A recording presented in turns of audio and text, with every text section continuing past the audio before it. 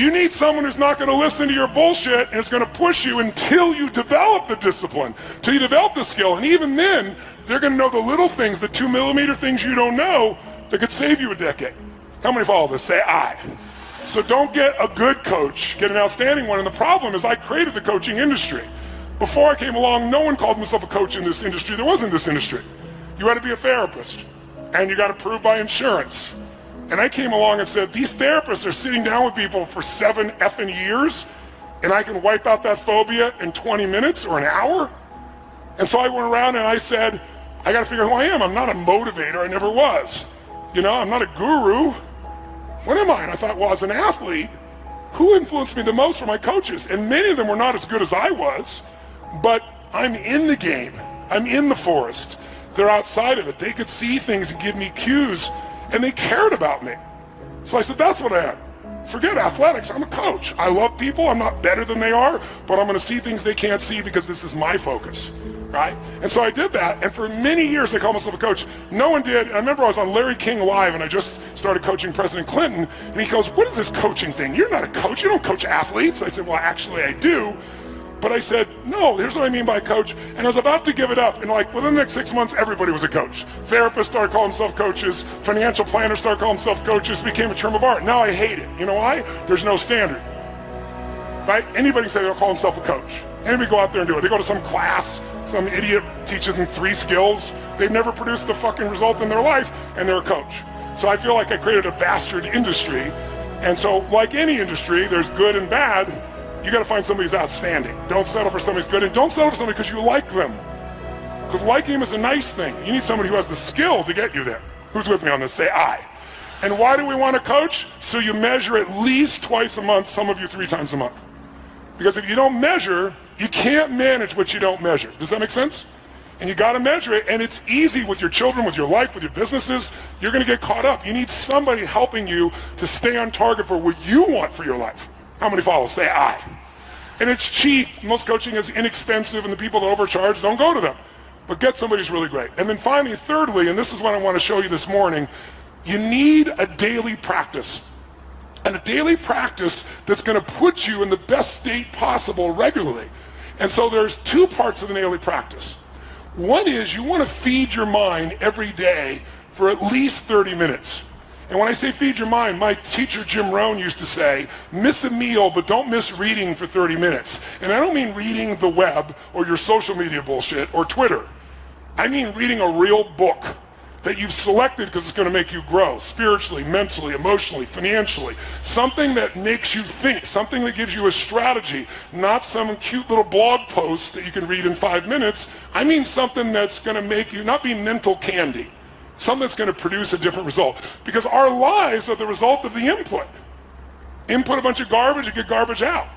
So I would like never miss reading, and then I started listening to audios when I was really young. And the great thing about audios is you can do what I call net time. No extra time.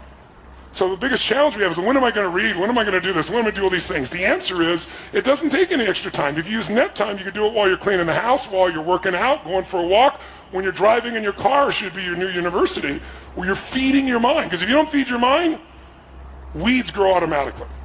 You don't have to work on growing weeds. They're going to be there if you don't do something to replace it. So every day, 30 minutes of either audio or a book, something that's going to make you grow. It'll feed your mind, it'll keep the momentum going. So this won't be just the one burst. This will be the one that got you going. And then you keep the momentum by doing this. And then finally, and most importantly, many people, the most silly question I'm asked in the media all the time for 40 years is, don't you have bad days? Don't you get upset? Don't these things happen? Well, of course, but I said I don't stay there. I've trained myself like an athlete trains their muscles. I've trained my emotional muscles, which, by the way, I think your emotional and spiritual muscles are the most important ones. Courage unused, does it grow or shrink? Which one? Faith unemployed, unused, does it grow or diminish? Diminishes. Passion unexpressed, does it expand or shrink? So the most important muscles that change your life are those mental, emotional, spiritual muscles. If we develop them more, we're going to experience more. So the way I do that is through a process I call priming. And this is the part that I really want you to get because it's really simple. Most of us, have you ever seen someone do something and thought to yourself, what the F is wrong with this idiot? Who's ever had that thought? How many of you ever done something yourself and thought, what the F am I doing? Okay? Many times we think we're thinking our own thoughts when we're not. We've been primed by the environment to think a certain way and we don't even realize it. Now, sometimes that's done consciously by marketers or advertisers. That's a simplistic example. But a more powerful example is what happens in your daily life. So let me give you a couple examples so you become aware of the power of priming, and then I want to show you how you can consciously prime your own mind and body and emotion so you naturally go where you want to go as opposed to hoping you go there.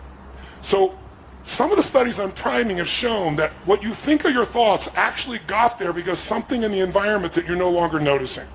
So an example of this would be, they did a study and they took 2 actors and they both approached 100 people each, and the actors were designed to do the exact same thing. They walk up to people, they have the same facial expression, and they'd say, well, you're sitting there, excuse me, could you hold this for me for 1 second while I grab my phone? And they hand you this cup of coffee.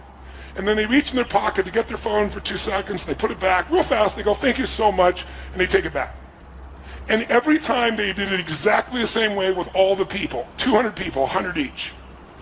Each person did 100 people, but 50 of those people they gave hot coffee to. 50 of the people they gave iced coffee to. Now listen to this. This is mind-boggling. After 35 to 45 minutes roughly, a person walks by outdoors or at the mall, wherever they did this. They have a checkboard, clipboard, and they go, excuse me, we'll give you $20 if you'll give us 3 minutes of your time to read these 3 paragraphs and answer 2 questions. 95% of people do it. 20 bucks, 3 minutes, I'll do it. And they read these 3 paragraphs, which is this story about this main protagonist.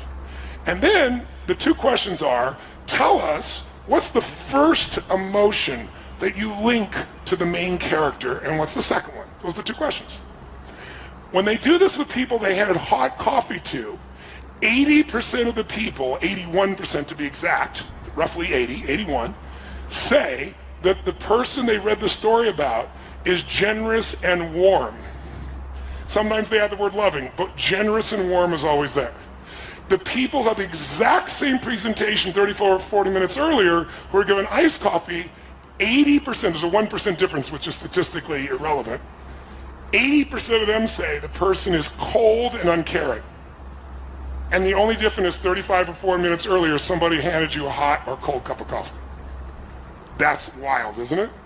I'll give you another example. In America, many of you, there's 72 countries here, but in America, a lot of people see individuals that come from Asia as being superior in science and math. And there's a different mindset in those countries about science and math. And when those people come here, they work incredibly hard, they're incredibly focused, they believe, and the belief structure is they do really well if you're Asian. Now, in our culture, in the past, many times people have been focused on the fact that if you are a man, you do well with math and science, but if you're a woman, it's just not your cup of tea, you're not quite as strong in it. And there's no basis for that whatsoever, but it's a cultural anchor that people have begun to believe in. So here's what's interesting. They took the math part of the SAT test, and they took a group of women at Harvard, and all they did to change the test is change the first question of the test. On half the test, they said, what's your gender?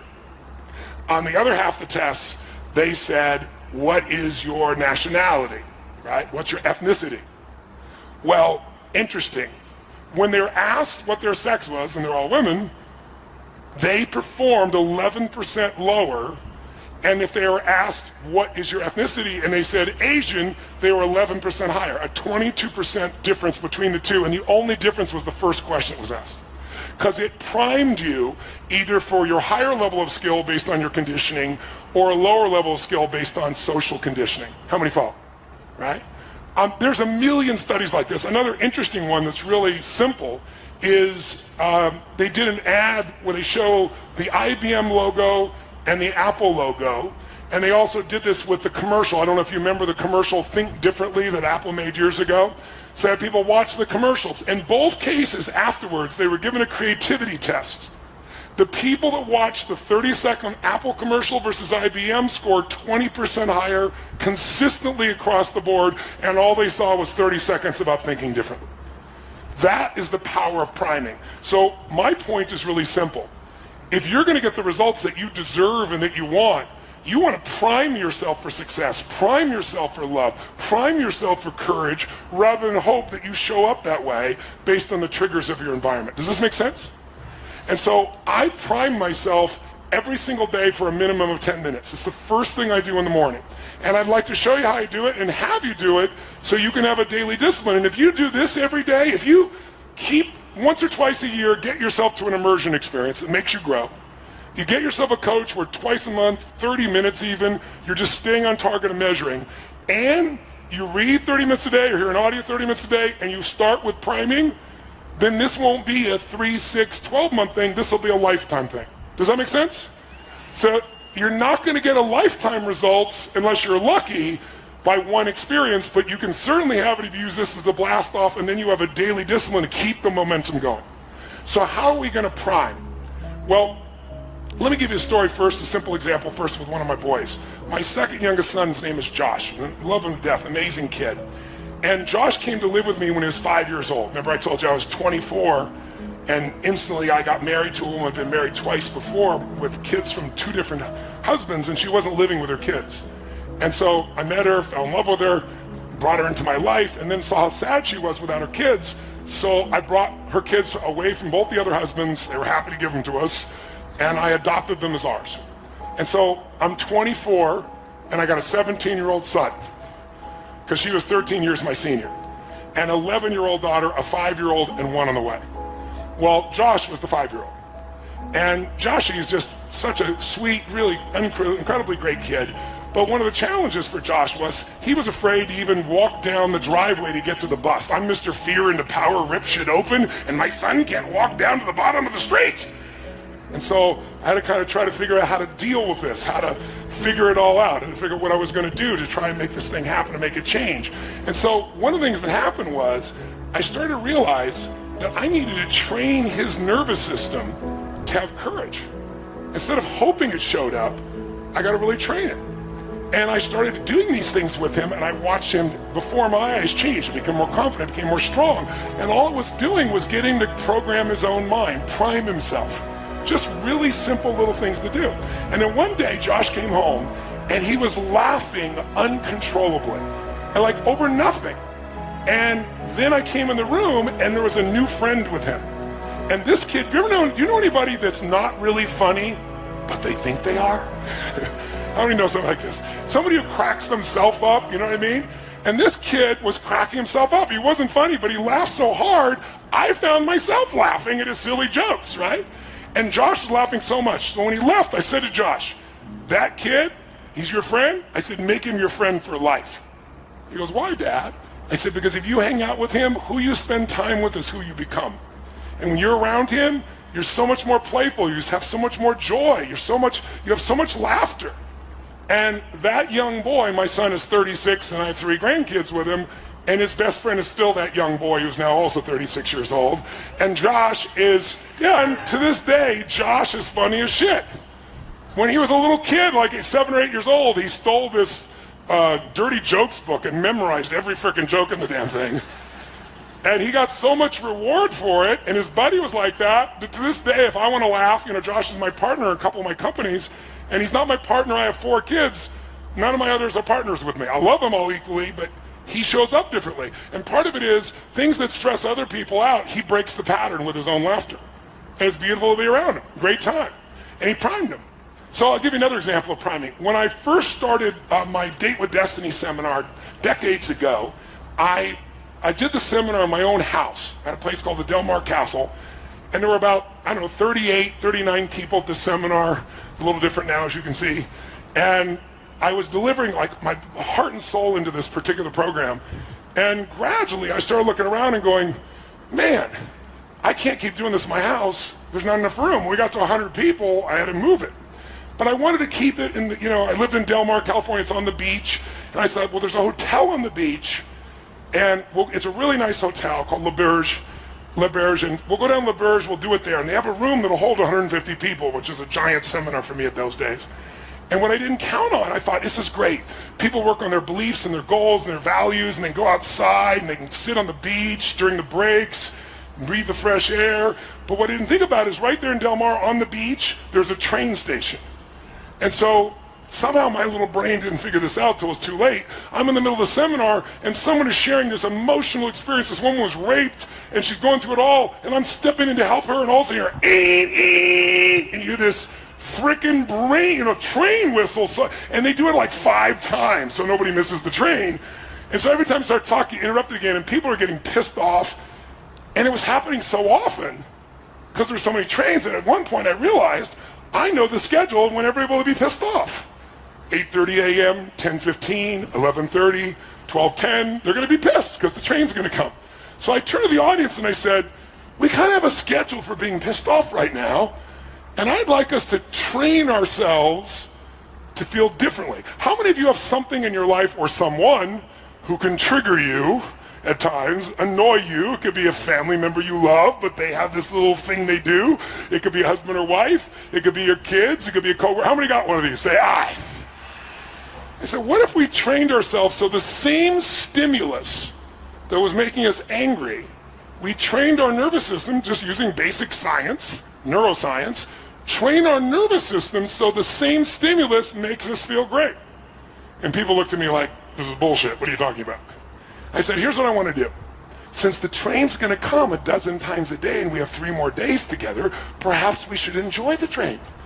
How many of you, when you were a kid, when you heard a train, you wanted to see the train and maybe count the number of cars or run down and be close to it? How many were excited when you saw a train? Raise your hand, say aye. Now you're on the way to work or a meeting and a train comes and it's in your way. Frickin' train! I'll give you a clue, the train didn't change, right? So the question is, I said, what if every time the train comes, we train ourselves to celebrate, to feel good, to enjoy? And I said, so here's what I'm going to ask you to do. Every time we are trained, I don't care if you're in the middle of the most important conversation of your life. I don't care if we're doing something what you think is so important. I don't care if you're tired. I don't care if all the books are on your chair. I want you to instantly just drop everything, and I want you to jump and start to celebrate like a little kid, like it's the greatest gift of your life. And then we're going to end with a whoa clap, and then we're going to laugh hysterically into our chair. And if you can't laugh, I want you to fake laugh into your chair. Because most of you know if you fake laugh, what starts to happen? Real laughter comes, right? And then you wire yourself to laugh more easily. Just like with Josh, I wanted people, wouldn't it be nice to laugh easier? You didn't have to have everything be perfectly funny for you to have a good time. Because most of it doesn't have to be perfectly bad for you to be pissed off. So train it. So I got everybody to agree, and we did it. So every time the train came, and some people are like, oh, frickin' train, that won't work. You gotta go, it's a train. You gotta be like a little kid. And pretty soon, people look forward to the train. And by the way, would this be useful to train yourself around a person in your life or a situation, yes or no?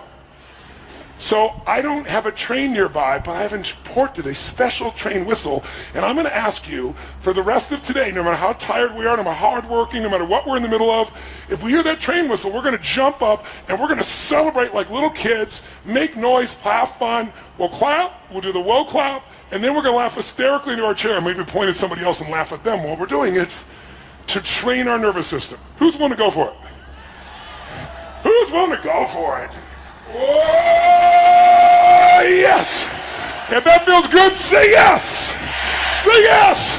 Say yes! So that's priming. Can we prime ourselves to feel good, yes or no?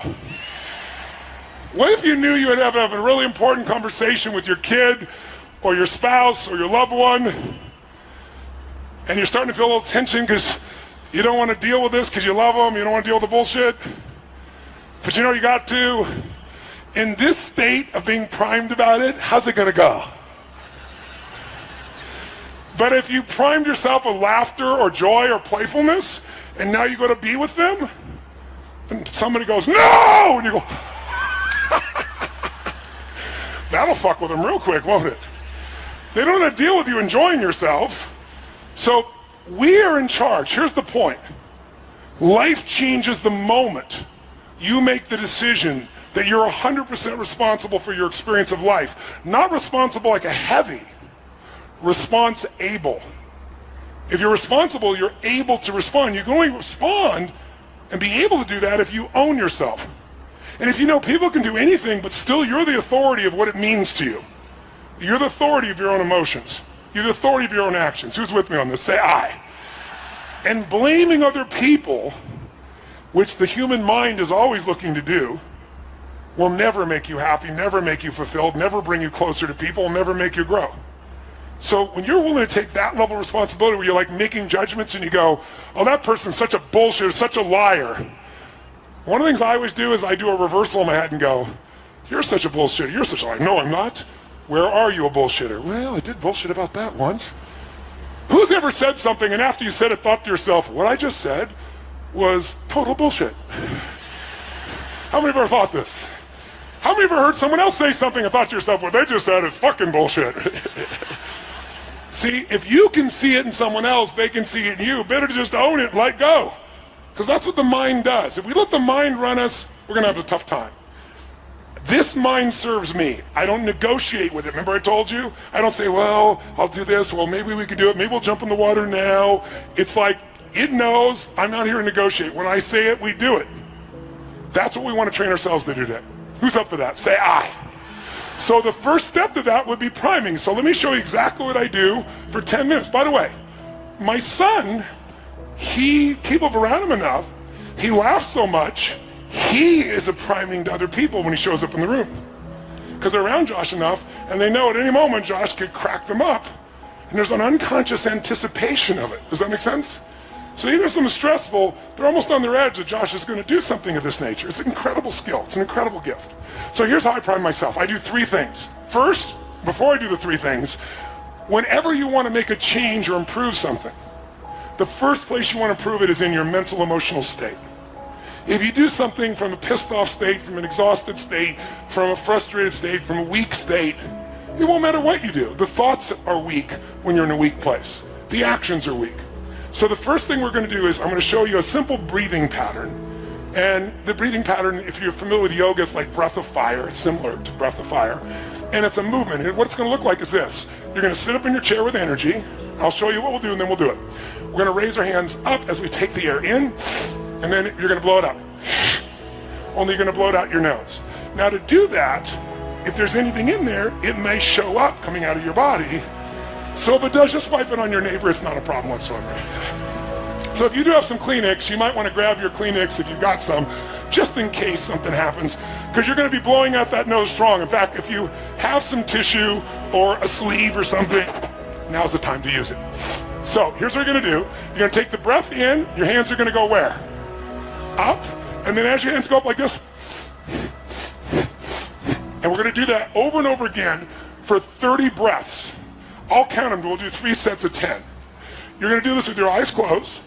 Then you're going to drop your hands down, palms up on your weight, on your legs, and you're just going to feel whatever you feel. You might notice some tingling. You might notice a sense of peace. You might just feel relaxed. And then we'll do another 3 sets of 10, another 30. We'll relax, and then another. So we're going to do 3 sets of 30. 3 sets of 10, 10, 10, 10, 10, 10, 10, 10, 10 with a break between it. When you're done with that, you're ready to prime, because it puts you in state. Priming is 3 actions. It's done in 10 minutes. You can do more than 10, and many of you will enjoy it so much you'll go longer. But the reason I do 10 minutes of priming is I wanted to come up with a daily discipline there was no excuse not to do. If you don't have 10 fucking minutes for your life, you don't have a life. Who's with me on this? Say I. And by the way, when you get on the airplane, what's the first thing they teach you when they get on the airplane? They say, okay, here's how to put on your seatbelt, as if you don't know. And then they say, in the result of a loss of oxygen, what's going to happen? These masks are going to drop down, they have oxygen, and the first thing you do is grab it and put it on your child. It's the first thing you got to do. Is that what they tell you? What do they tell you? Put it on yourself, you selfish bastard. What are you talking about? Why do they tell you to do that? Because if you don't take care of you, you can't take care of them. And what a good metaphor for our lives. Yes, give it up for that piece. So we're priming, taking care of ourselves so we can take care of everybody else too. Does that make sense?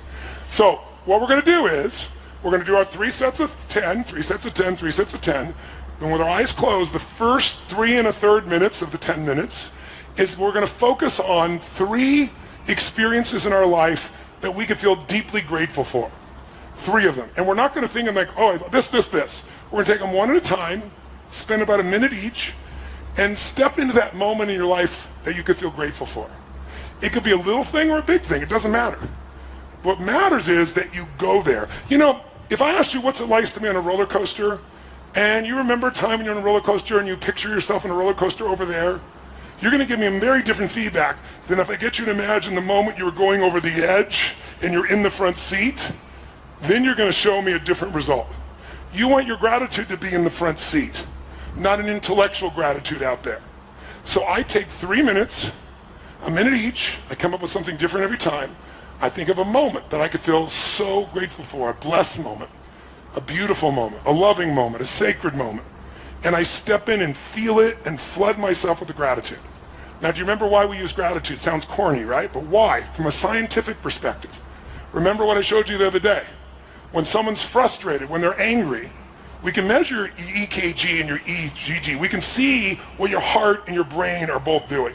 And they are all over the place. They don't match. They're jagged. Do you remember the image? But when you breathe in your heart and you put focus in your heart, where focus goes, energy. And so what happens is you get unified. And all of a sudden the brain and the heart become one tracing energy. It's crazy. That's the flow state. So when you're grateful, gratitude is the antidote to the 2 emotions that mess up most people's lives. What are they? Anger and what? Fear. Those are the 2 biggies. You cannot be grateful and angry simultaneously. That's the beauty of it. It's the antidote to anger. You can't be fearful and grateful simultaneously.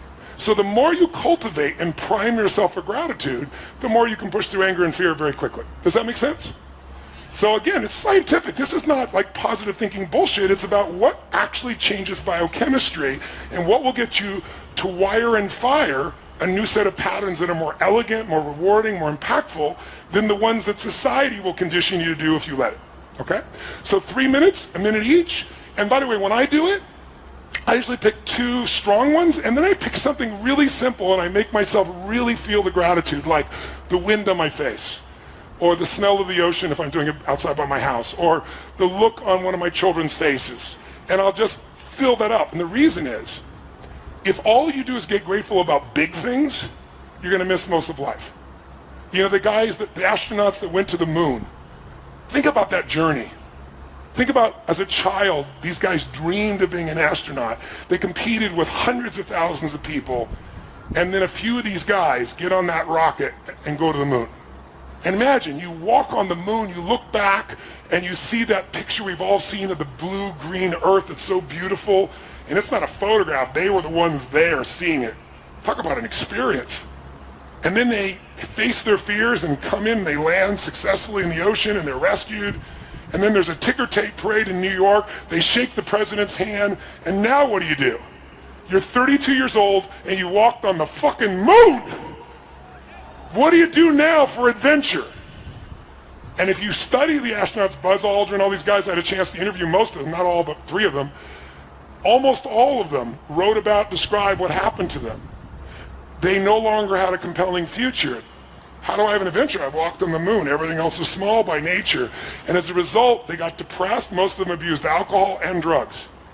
Why? Because they're looking for adventure on a moon run, and they missed the adventure in a smile.